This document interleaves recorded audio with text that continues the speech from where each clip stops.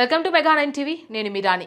దేశవ్యాప్తంగా 80వ స్వాతంత్ర దినోత్సవ వేడుకలు అంగరంగ వైభవంగా జరిగాయి. అయితే ఎప్పుడూ తుపాకుల మోతతో ఉద్రిక్తతలతో దద్దరిల్లే జమ్మూ కాశ్మీర్లో ఈసారి ఒక అద్భుతమైన ఎవరూ ఊహించని దృశ్యం ఆవిష్కృతమైంది. ఒకప్పుడు జాతీయ జెండా ఎగురవేయాలంటే భయపడే కాశ్మీర్ లోయలో ఏకంగా ఒక మోస్ట్ వాంటెడ్ లష్కర్ ఏ తైబా ఉగ్రవాది తల్లిదండ్రులు తమ ఇంటిపై సగర్వంగా మువ్వన్నెల జెండాను ఎగురవేశారు. జమ్మూ కాశ్మీర్లోని షోపియాన్లో జరిగిన ఈ ఘటన ఇప్పుడు దేశవ్యాప్తంగా సంచలనంగా మారింది. అసలు ఆ కరడుగట్టిన ఉగ్రవాది ఎవరు? ఉగ్రవాదంలో ఉన్న కొడుకును కాదని అతని తల్లిదండ్రులు మువ్వన్నెల జెండా ఎందుకు ఎగరవేశారు? ఈ ఒక్క దృశ్యం కాశ్మీర్ భవిష్యత్తు గురించి ఏం చెబుతోంది? Let's watch the story.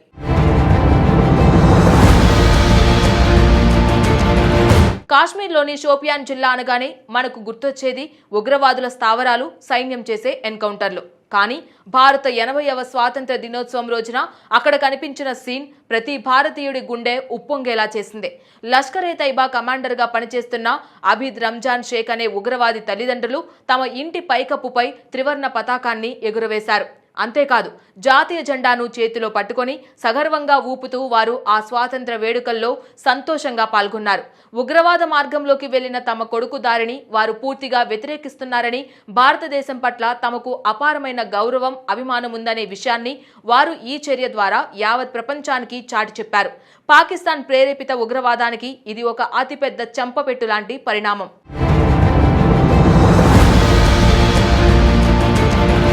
ఇంతకీ ఈ అబీద్ రంజాన్ షేక్ ఎవరంటే భారత భద్రతా సంస్థల మోస్ట్ వాంటెడ్ జాబితాలో ఉన్న ఒక డేంజరస్ ఉగ్రవాది. ప్రస్తుతం ఇతను పాకిస్తాన్ ఆక్రమిత కాశ్మీర్లో తలదాచుకుంటూ అక్కడి నుంచే ఉగ్రవాద కార్యకలాపాలు నిర్వహిస్తున్నాడు. కాశ్మీర్లో అమాయకుల ప్రాణాలు తీసిన పలు ఉగ్రవాద ఘటనలతో అతనికి ప్రత్యక్ష సంబంధాలు ఉన్నాయని దర్యాప్తు సంస్థలు గుర్తించాయి.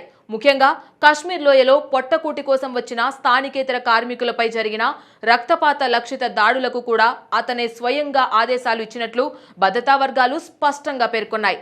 అలాంటి ఒక దేశద్రోహి, రాక్షస ఉగ్రవాది ఇంట్లో ఏకంగా భారత జాతీయ జెండా రెపరెపలాడడం నిజంగా దేశభక్తులందరికీ ఆనందాన్నిచ్చే అంశం.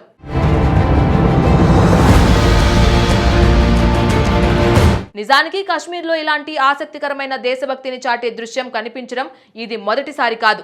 2021లో జరిగిన ఒక అద్భుతమైన ఘటనను ఈ ఉదంతం మరోసారి గుర్తు చేసింది. 2016లో భద్రతా దళాల చేతిలో హతమైన హిజ్బుల్ ముజాహిదీన్ కమాండర్ బుర్హాన్ వానీ గురించి మీకు తెలిసే ఉంటుంది.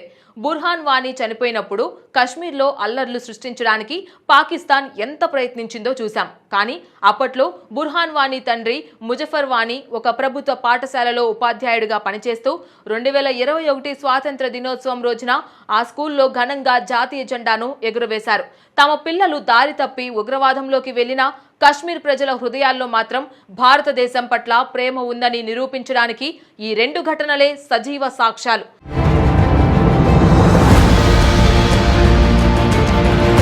ఒకప్పుడు స్వాతంత్ర దినోత్సవం వస్తుందంటే కాశ్మీర్లో ఎక్కడ ఏ పేలుడు జరుగుతుందోనని అంతా భయపడేవారు.